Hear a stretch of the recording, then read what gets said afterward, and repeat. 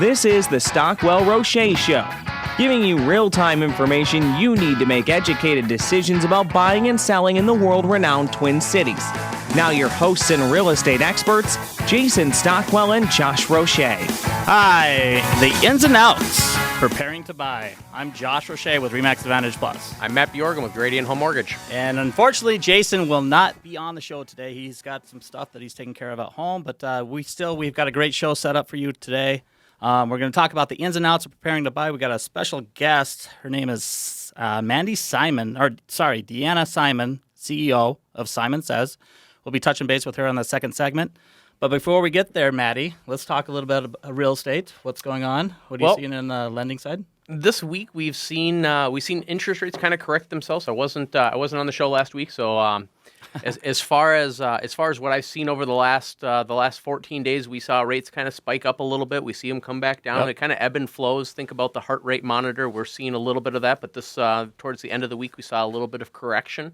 And that correction basically means that when you're selling an interest rate to a client, it's a cost, which is a discount point, or it's a credit. Right. And this week the credit got a little bit bigger. So for those buyers where you may be not getting all your closing costs paid by the seller, we got a little more money that we can contribute in the transaction to help make things a little easier on the, that's on awesome. The money budget. That really helps with the new home buyers out there. We also saw a little bit, there's some news with RIS Media was talking a little bit about mortgage credit availability rises in July. Kind of going backwards a little bit here, February of 2012, we saw the lowest mortgage credit availability index rating that we'd seen in probably 10 years. And that kind of 10 years. That kind of follows suit with where and what that means is they had tightened up the guidelines so strictly that it was hard to get loans done. And I remember February of 12 and 13 and 14, and actually leading up to that, as we saw lenders going from, we'll do a 580 credit score. Nope, now we want a 600 credit score. Now we want a 620 credit score. No, so they were... Stop you there. Isn't that more of the secondary market, though, back then when we were doing loans like that as a 580 credit score? Or was that something that was federal? That was the FHA, the VA, and the USDA guidelines. And we saw them tighten up, and we're actually seeing them loosen now. So as the mortgage credit availability index goes higher, it loosens up the guidelines. What that means is they are allowing for higher debt-to-income ratios, lower credit scores, less cash reserves to get a deal completed. So it's making life for everybody a little bit easier. That's good news. That is great news. That is good news for us. Yeah, especially in real estate. I mean, definitely helps us and our you clients guys. Right. And our clients. If it's easier on them, it's easier on me. That means that we're getting high fives and chest bumps at closings. Chest bumps.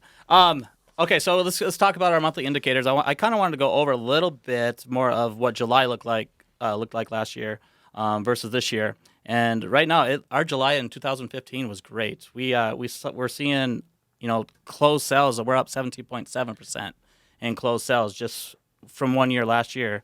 Our median sales too, we've rised up to 4.7%. So I'm looking at through the statistics right here, and our median price sale closed our medium size home last year.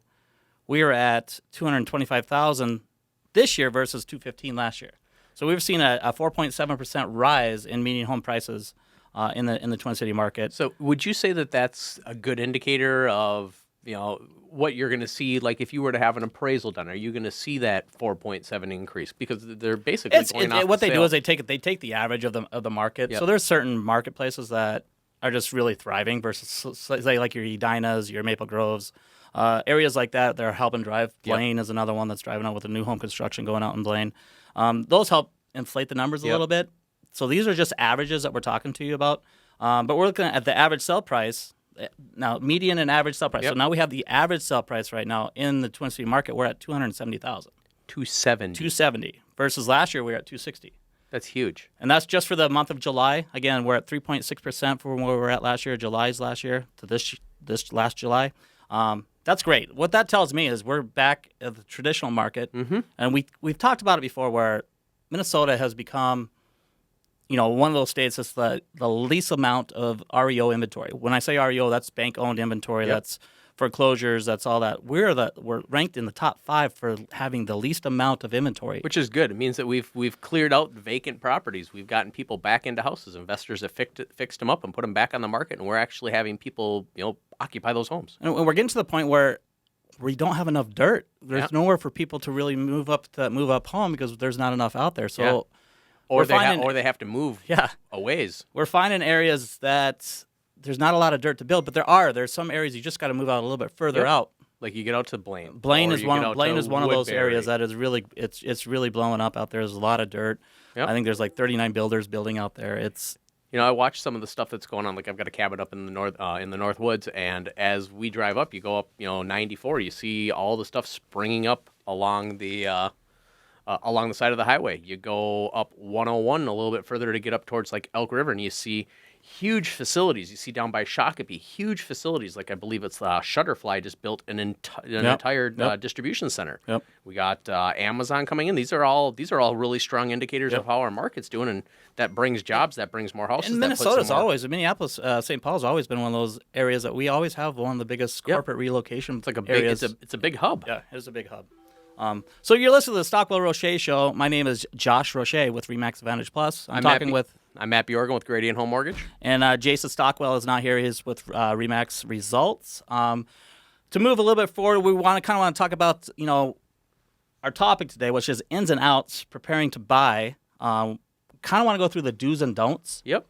These are things that you want to do and things that you do not want to do. And I'm going to have Matt kind of go through those, the do's and don'ts, on what you should do and what you should not be doing prior to purchasing a home or even in the home buying process. So I guess my home buyer credit checklist.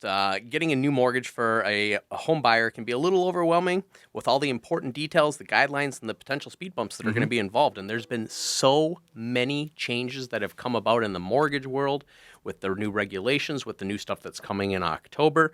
There's, since there's so many rules and so many steps that need to be followed, you need to have a simple list of do's and don'ts that you can go through that's going to make sure. And these are important, everybody. You just really got to listen to these because there's a lot of mistakes that can be made. And I might highlight a couple of good examples of the don'ts that have happened in a transaction and what it's highlighted. I've got a few of those myself. I'm sure you do. Some do's, some things that you definitely want to do. Continue working at your current job. Stay current on all of your accounts. Keep making your house or your rent payment. I had a client who decided that making his rent payment because he was going to be moving in the next 60 days was a bad idea. Guess what he didn't get? A house. Yeah. I just, in the very first one that you said, continue working at your current job. We got to the closing table this happened like a month ago. I had a client that his wife is a nurse, works at two different nursing companies. She does part-time both times. We get to the closing table. She quit her job. And we find out because the mortgage people do a verification at the end before they send out docs, right? Yeah. She quit her job. Right before closing. We're at the closing date. But her walking out like, hey, high five, I'm quitting my job. Her husband did not know. They found out at the closing table. Wow. It was very uncomfortable. Yeah, I can only imagine. But it's not like she quit her job in a bad sense. She quit her job, one of her part-time jobs, to become full-time on the other. She just didn't tell the lender. So we had to postpone that closing a couple more weeks for it to get re-underwritten. Yeah, because she now has to show her full-time income. That was a little uncomfortable when the husband had Finds no out. idea. You feel the temperature of the room steadily rise. Yeah, that was interesting closing. Anyway, keep going with the dues. Keep your insurance payments current. Don't mess with your insurance agent with your car insurance if he's going to be insuring your house because that could cause an issue. Keep and maintain your credit as usual.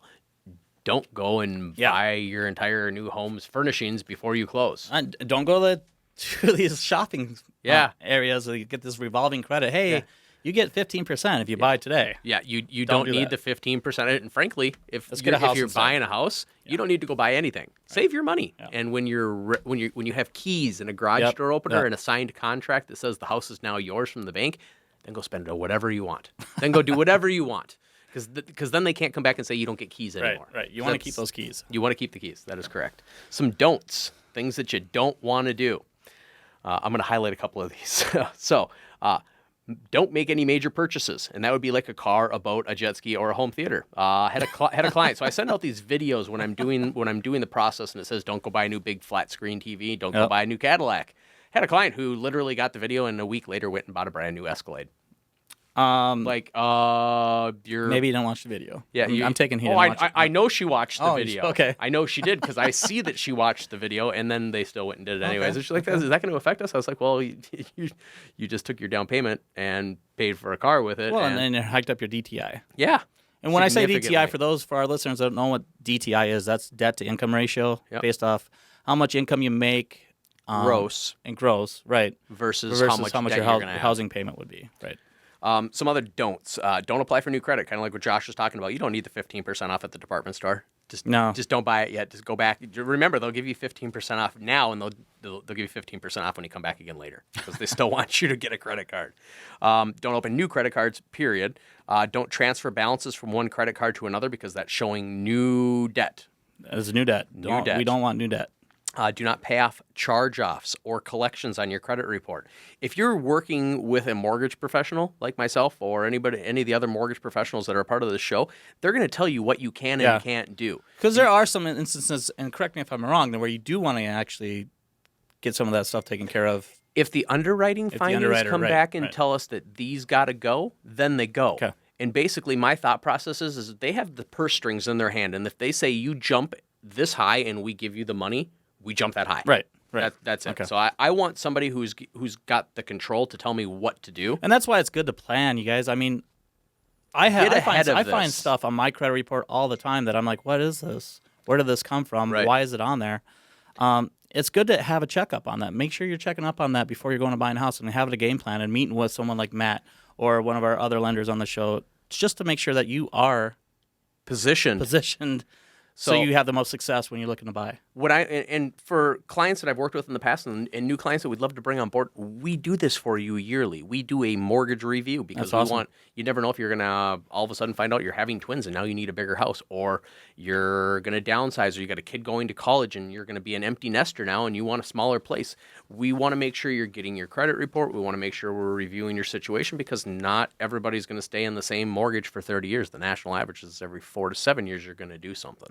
Another thing you don't want to do is you don't want to go buy all your home furniture on credit cards right before closing because that raises your debt to income ratio again. I've had clients that have done that too, like, I opened up a new Ashley furniture card and I spent the limit. Well, what was the limit? Like expecting maybe $1,000?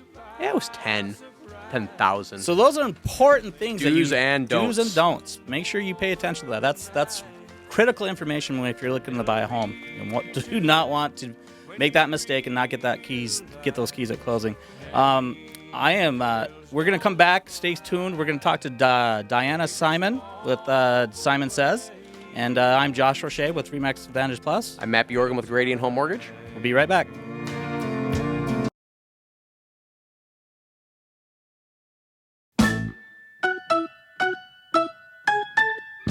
Simon Says, put your hands on your knees. All right, I love that. Put your hands on your hips. You're listening to the Stockwell Roueche Show. I'm Josh Roueche with Remax Advantage Plus. I'm not Jason Stockwell. I'm Matt Bjorgen with Grady & Home Mortgage. We got our special guests. We've got Dina Simon, CEO of Simon Says. Dina, are you there? Oh, Hello? Hi, Dina. Welcome to the show. Hi, how are you? thank you. Thanks for having me. Well, we're thankful to have you on the show today. Now, I'm going to read a little bit about Dina and what she does. Actually, Dina, why don't you tell us a little bit about Simon Says? Tell us about your company. Tell us how you got into the industry, and just a little bit about yourself. Absolutely. Yeah, so I'm lucky enough to have the last name. I married into the last name Simon, so there's a lot that you can do with that. So Simon Says is a game certainly everybody knows from being a kid. And so we actually have Simon Says Lead is the name of the organization, and it's a leadership development, training, and coaching company. And we work with individuals and organizations. We're based here in Minnesota, but we work with companies all throughout the country, just helping them take leadership to the next level. Again, if it's an individual, there's one-on-one coaching. If it's moving organizational, effectiveness forward, we'll work with large companies as well. That's awesome. So how did you get into that? I mean, what got you married into it? Obviously, Married into the name anyway. But how did you come about the consulting portion of it? Or the leadership? Absolutely. So I have, Yeah, so I have 20 years of a professional career in the staffing industry. So I was in a national role managing many branches within the staffing industry. So anywhere from light industrial workers to executive search on the staffing agency side. And I've just had the great opportunity in my young career and growing to work under great leadership, developed a passion for leadership, and then went and have many certifications through different leadership organizations where I was able to take leadership training one-on-one with individuals and groups I was managing and responsible for, and then also partnering with my client companies to do the same. And then really the Simon Says Lead was created from a consulting standpoint just out of necessity. Mm-hmm. I needed to have some flexibility within my life and my world to support another entity that we had started. And so Simon Says Lead was started and developed. And we changed the name actually just this year under that umbrella of Simon Says Lead, but I've been in that consulting space for a few years. That's awesome. That's awesome. What's the what was the other entity you were talking about? Because you said Simon Said Lead leads into was that Simon Says Give? So my young daughter, 7 going on 8 a few years ago, presented a business plan to me that she wanted to start a company to help kids in need. And so we created a nonprofit organization just under 4 years ago by the name of Simon Says Give. And so Simon Says Give is the nonprofit entity, and Simon Says Lead is set up to be the for-profit entity, and a percentage of our proceeds on the Simon Says Lead side then feed back to the nonprofit to help support it. That's awesome. That is great. That's pretty entrepreneur by your little girl at age 7. That's I'm just thinking about. That's kind of cool. I like that. Thinking about what I was doing at age 7. I was probably riding my bike. I was doing lemonade stands. Yeah, I was riding my bike off of things I shouldn't be riding it off of. I think we were hitting golf balls at the park into the road, which probably shouldn't be doing. She's going to be something here. Yeah, that's awesome. That's awesome. That is super awesome. So you've got some events coming up. Looks like, correct? You got a live speaking series coming up. We do. So, one of the ways we went to market this year with Simon Says Lead as we were launching just kind of the brand and the entity and the community is we created a monthly speaker series. And so it's typically the second or third Monday of the month, just kind of depended on when holidays and things fall. And a client of mine, Bridgewater Bank, is our host sponsor, and so it's done over in their Bloomington location, which is at the Northland Plaza building over off of France and 494. And we each month we have typically 2 speakers, and they sometimes it's somebody from our Simon Says Lead side, but then we bring somebody from kind of our outside network of companies and sponsors and businesses that we think have a great message. And we set it up where there's kind of 2 TED Talks. So somebody speaks for maybe 20, 30 minutes, and then the other speaker speaks for another 20, 30 minutes. And then the rest of the time in the morning when people get there before the speakers and then after the speakers is just a tremendous amount of networking that takes place. And so everybody's pressed for time and looking for opportunities to interact and meet people that might have some, same business minds and interests. So it's created just this great venue for people to come and meet people and hear some great speakers and topics as well. I'm thinking about this and each month they... Oh, go ahead. No, you go ahead. I'm thinking about this. We should probably, if you have the address, because I know that this event for you is coming up on Monday the 17th, or should we just give them the... Should we just give them your website if you want to talk about your website and is information for the event on there? Our website is Simon Says Give. I'm sorry, I'm giving the wrong one. It's simonsayslead.com. Okay. And it's under our event page, and so it absolutely is there. And then it's linked to an Eventbrite, so you can also find it on Eventbrite. Okay. And is this I'm assuming this is the event is free. It says right here. It is. I'm excited to come check this out on Monday morning. I'm going to check it out myself. Like reading about this, registration and networking will begin at 8 o'clock, 8 a.m. on Monday with a panel beginning around 8:30 and the end time you should be out the door by 10 a.m. Like I'm thinking about my Monday right now. I get up, I can make it there. I can get something super positive in the morning. I can hear from a bunch of people that I actually hold in a pretty high regard. And I get to hear from a 12-year-old, your daughter, who has brought you a business plan to go out and really share her heart with the community and some kids. I think that's awesome. I'm stoked about this right now. That's really good. Actually, so for August, we turned it a little bit. Normally, we don't do the panel, but we figured we would take advantage of August. So we are doing a generational panel. And so we do have Mandy, who's 12, and then we have Max Smith, who is another founder of a nonprofit in his early 20s here in Minnesota with In Sports Foundation. So he's on the panel. And then we've got a leader from Bridgewater Bank who's in his 30s, and I have a VP of HR who's in her 40s, and then MJ, who is the COO of Bridgewater Bank, in her 50s. So we wanted to have that kind of age range, and so we've got questions for the panelists just to talk about, there's 4 or 5 generations in the workplace right now, and how is that working? This is really cool. Like I'm so excited to actually get to see how this thing comes together for you guys. I'll definitely be there Monday morning. That's awesome. As far as Simon Says lead, how's that been? Have you gotten a lot of? Is it corporations that are reaching out to you? Is it individuals? What do you see in most? Yeah. What type of businesses are reaching out to you for this? Where are you getting most of your consulting from? Yeah, great. Yeah, awesome question. So, really all of that. So from individuals that want one-on-one coaching to organizations, we'll go in and do, we can go in and do sales training workshops or go in and do leadership training. And so it's dependent on kind of our network and referrals and where people are hearing about us, and just working with them to figure out what it is they're trying to move forward and how we can come support them. Is it mostly businesses or business owners that are struggling in the marketplace, that are reaching out for a hand, for help, to help them survive with the economy, or what are you? Is it just someone that wants to better themselves, or is it both? It's both, and I think that's a great question. I think it's typically a leader who is willing to bring somebody from the outside to the table to help kind of creatively problem solve and figure out how to move something forward.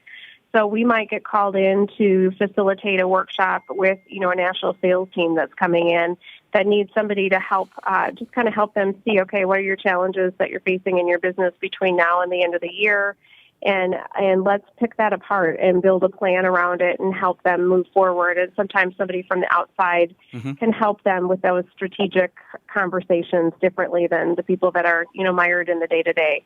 Yeah, you can be too close to your own situation sometimes to see what the actual solution is. No, it's good to get a separate set of eyes on everything. I like that. And I like how you said you pick it apart. You actually have to start with, when you have a goal, you start with that end goal in mind and work your way backwards from there to the minute of what you have to do literally every day to get to that goal. So I think it's cool. And as far as a business owner goes, though, me being a business owner and being someone that's stuck in my ways, that's probably one of the biggest hurdles to get over, is to have someone come in, tell you what you need to do different when you've been doing business for 10, 15, 20 years, and tell them, hey, we need to implement something new for you to survive in this economy.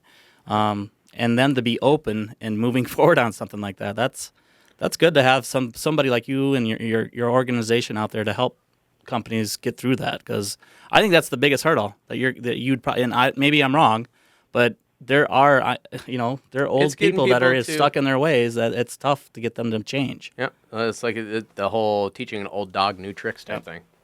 Would you agree? Not that I'm calling you old. No, thank you. Would you agree with that?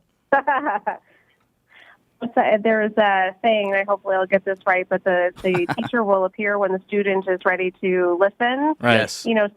So often we see it, and we know as leaders, and I'm actually at the University of Minnesota today for a workshop that I am one speaker, and there's about 6 speakers speaking today, and I'm here to learn, and I'm here to hear things differently.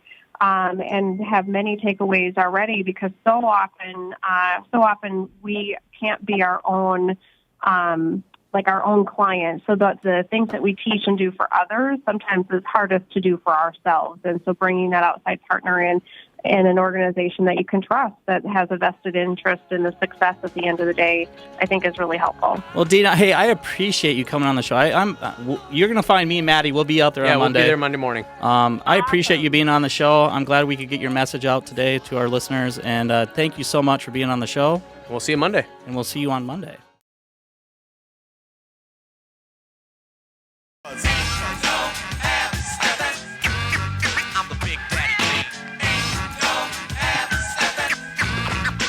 You're listening to the Stockwell Roueche Show. I'm Josh Roueche with RE/MAX Advantage Plus. I'm Matt Bjorgen with Gradient Home Mortgage, and I'm filling in for Jason Stockwell today. We had a great segment.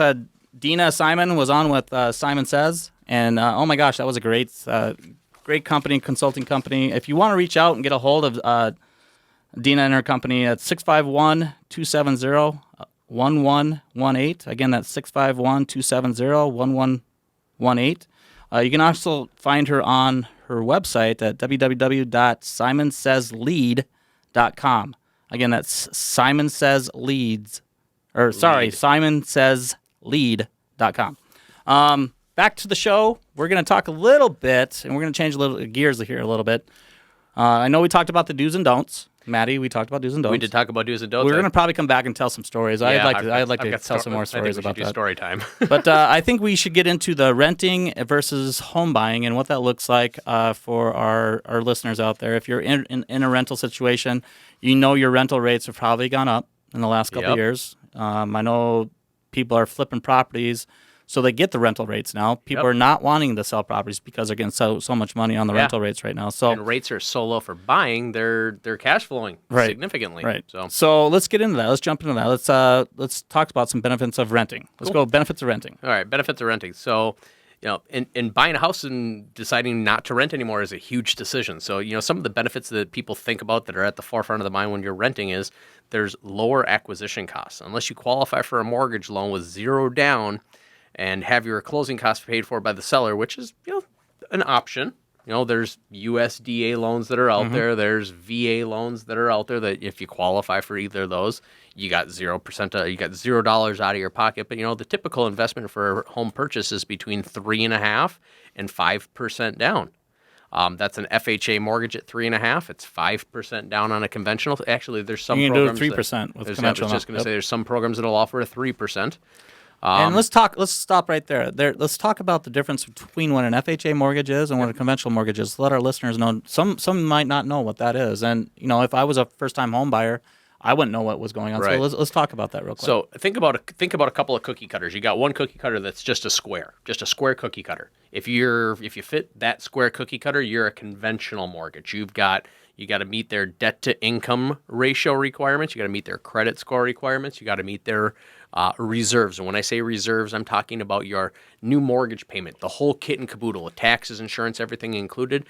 You need to have a couple of months sometimes worth or more of reserves, liquid cash that's available in case you can't make your mortgage payments anymore. The bank wants to know you got the wherewithal to continue with that.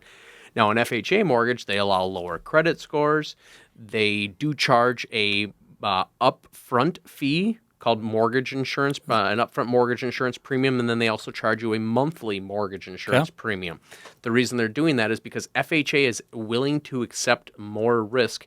And let's say, Josh, you're a lender, and I'm FHA. Okay, you're FHA. I'm FHA. What's up? Nice to meet you. I'm FHA.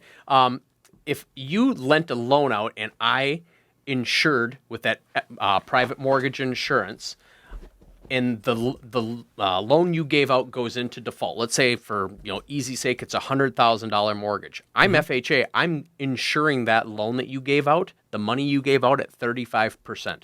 So let's say you got a $100,000 mortgage. It goes into default. You're able to, as the lender, offload that thing at $65,000. FHA is going to bring you back to whole and give you the $35,000 that you're still owed because we guaranteed 35% of it.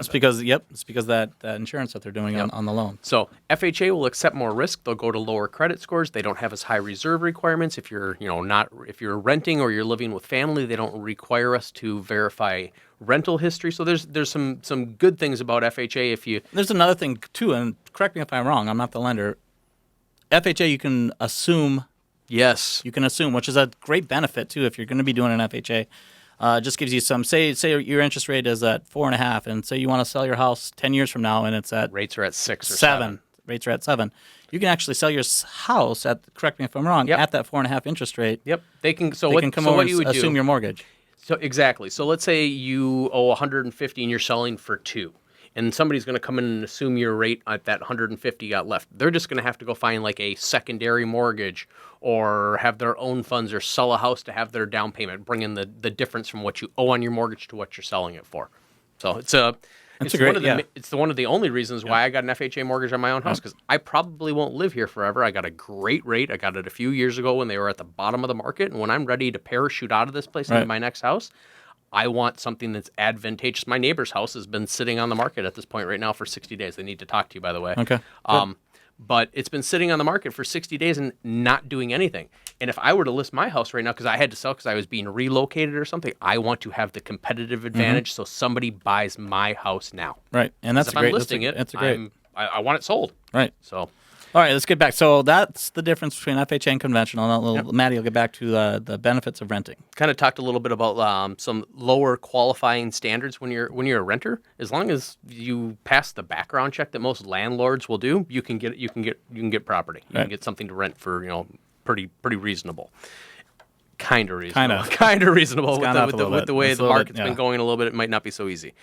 The other thing that's good about being a renter, or what people find appealing, is I signed a contract for a year. If I don't like where I'm at after a year, I'm out. Right. Yep. I gotta go. I'm out of here. And when you get older, the years go by. Yeah. And yeah. I tell you what, the years fly by. They're flying right now. So a lot of people want to have the ability to be able to move if they don't like the place, or to be able to experience different locations. Like I know a lot of people who rent right now because they wanted to live in New York, and then they lived in Missouri, and then they've like job relocation. I think a lot of people are renting right now just because of the fear factor of what happened in 2008, 2009. They saw their parents go through it, saw all the heck. They saw families getting broken up. They saw people lose their jobs. They saw people lose their homes, lose their businesses.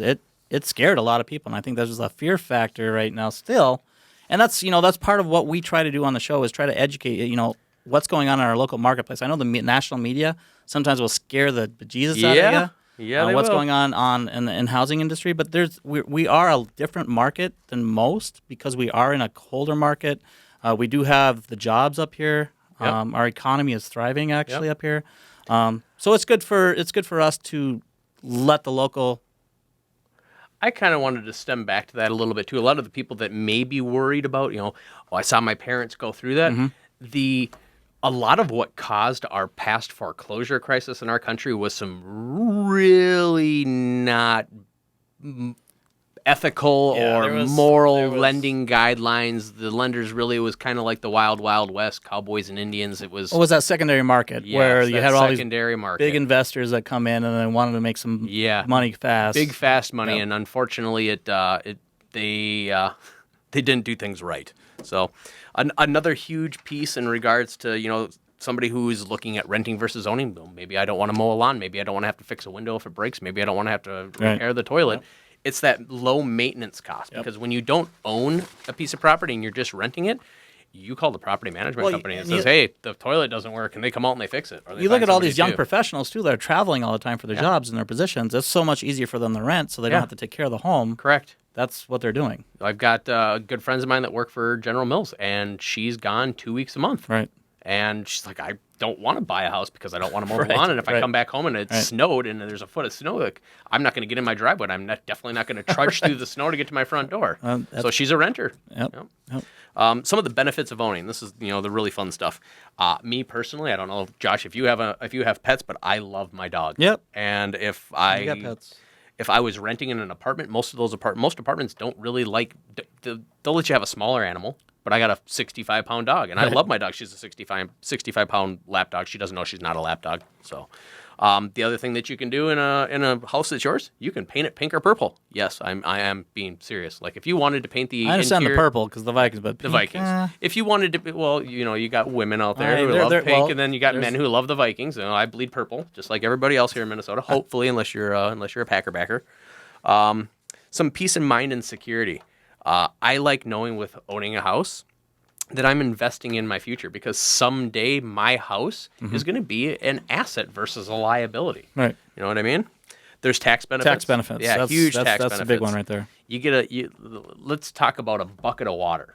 You get a drop when you're a renter, and you get a bucket full when you're a homeowner. Yep. So I'd rather, when the tax man's divvying back what's owed to me, I'd rather it not be a drop out of a dropper. I'd rather him hand me a 1 gallon pail and says, "Here's what I owe you." You know, the big thing I like about home ownership is you're investing in your future too, because you're paying your own rent, you're paying your own mortgage, you're seeing the appreciation go up in your home, you're seeing your mortgage payment go down, and it's great. That's why investors do what they do too. They have somebody else pay their mortgage for them because eventually they're going to have that equity there. Well, they're going to have the equity, and imagine this too. Let's say you're an investor and you buy one house a year for 10 years.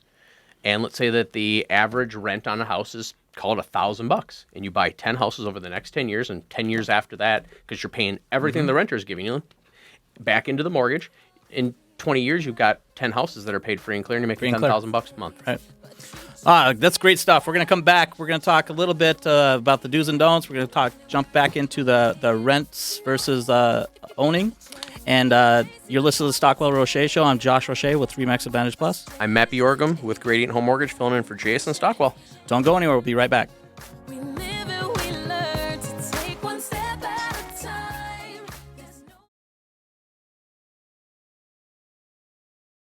Every step I take, you will be there. Every step I make. Little Bobby Brown. Is that Bobby Brown?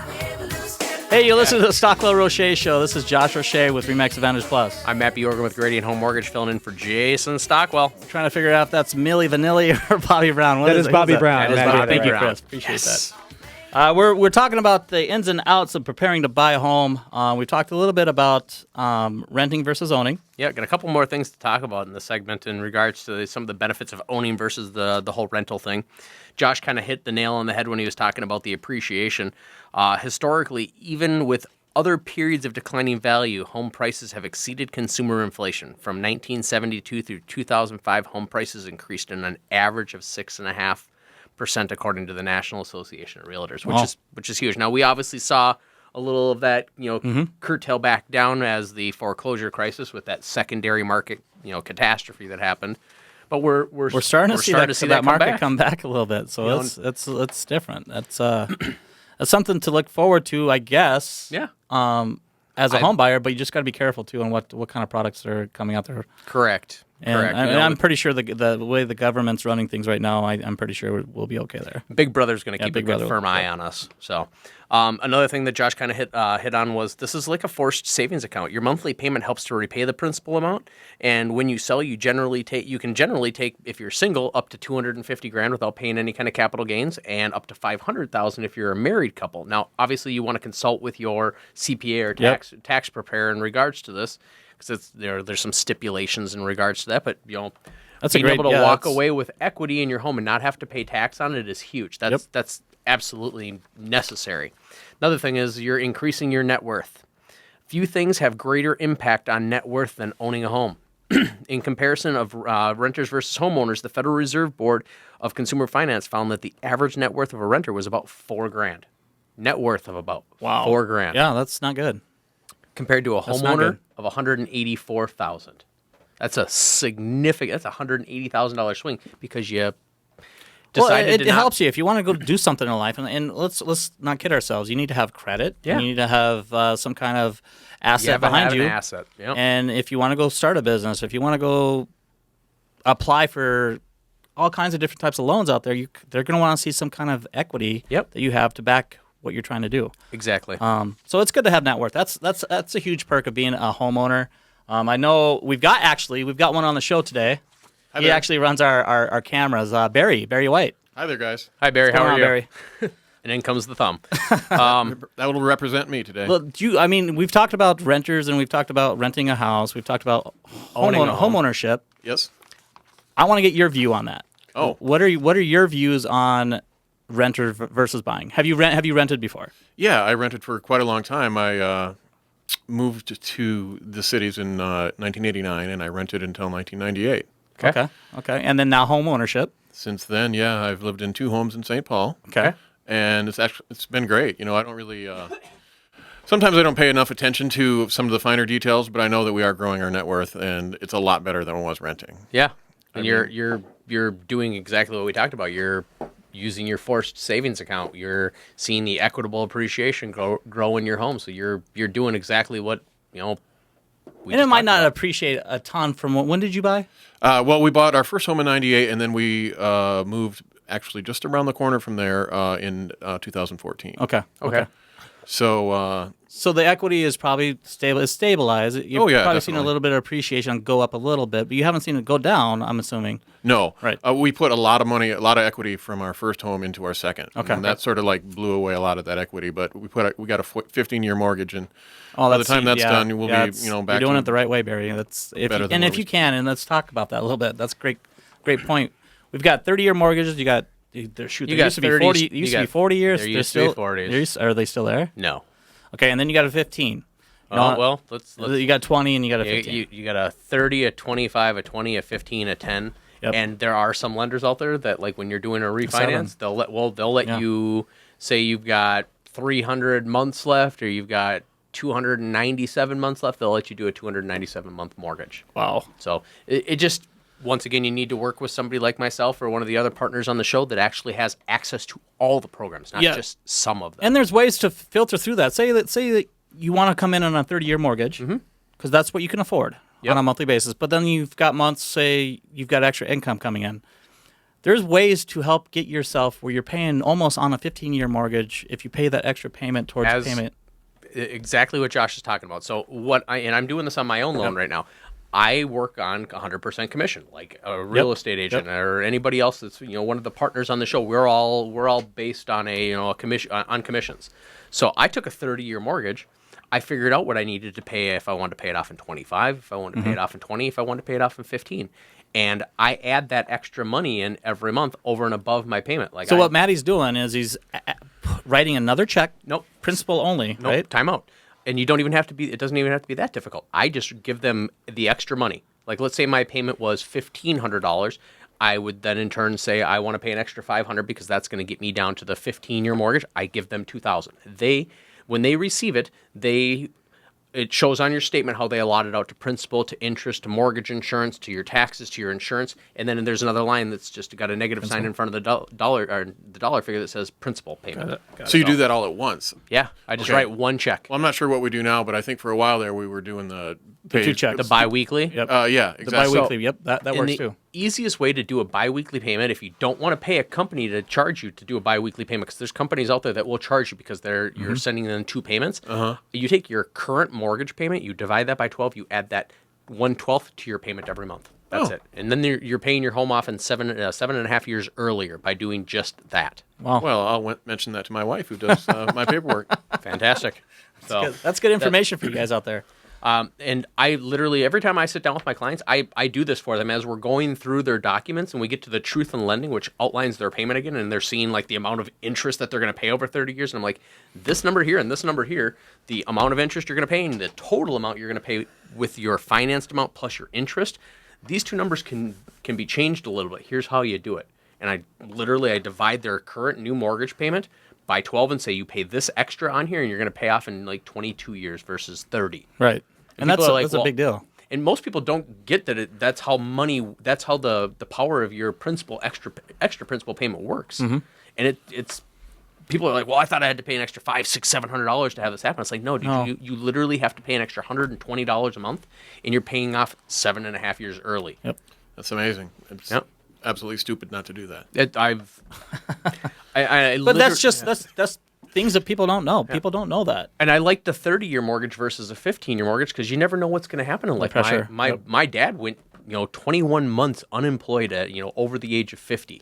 Wow. And if they would have had a 15-year mortgage, I'm glad I put them into a 30 a long while back. But if they would have had a 15-year mortgage, they would have had to struggle even harder to come up with the money Right. to pay the 15 versus the 30. And if you don't have a job, guess what? You're not getting A home. a new loan. Right. So That's good information. That's Matt Bjorgum with Gradient Home Mortgage. Good job, Matty. I appreciate it. Thank you very much. It's I also wanted to get this out here. My NMLS number. If you want to look me up, Yes. there's a site you can go to. It's called NMLSconsumeraccess.org. My number is 339901. Licensed in a bunch of states. I focus my stuff on my backyard, which is Minnesota here, but I am licensed in California and Colorado and some of those other states that are out there as well. But we really focus our business on how we can really work in our. What does backyard. What does that number mean? That NMLS number is my National Mortgage Registry number. That means that I am nationally registered as a mortgage broker. If you're working with somebody, they have to be nationally registered as a mortgage broker. Now, there's banks out there that don't require you to have an they're federally NMLS number because yep. they're federally regulated. And, I have some qualms about that, but, That's another show. that's a whole nother show. Well, Maddie, thank you for being here. Barry, Absolutely. I'm glad you're a homeowner, man. Yep, I'm glad you're a homeowner as well. And if your wife has any questions in regards to how we shorten up the term on that thing, you have her call me. I do know your phone number. Fantastic. You're listening to the Stockwell Roueche Show. I'm Josh Roueche with Remax Advantage Plus. I'm Matt Bjorgum with Gradient Home Mortgage, filling in for Jason Stockwell with Remax Results. Don't go. We'll see you next week. You can go see you next somewhere, week. but And- we'll talk to you next week. We're looking forward to seeing you. And remember, love yourself and love others. There you go, Jason.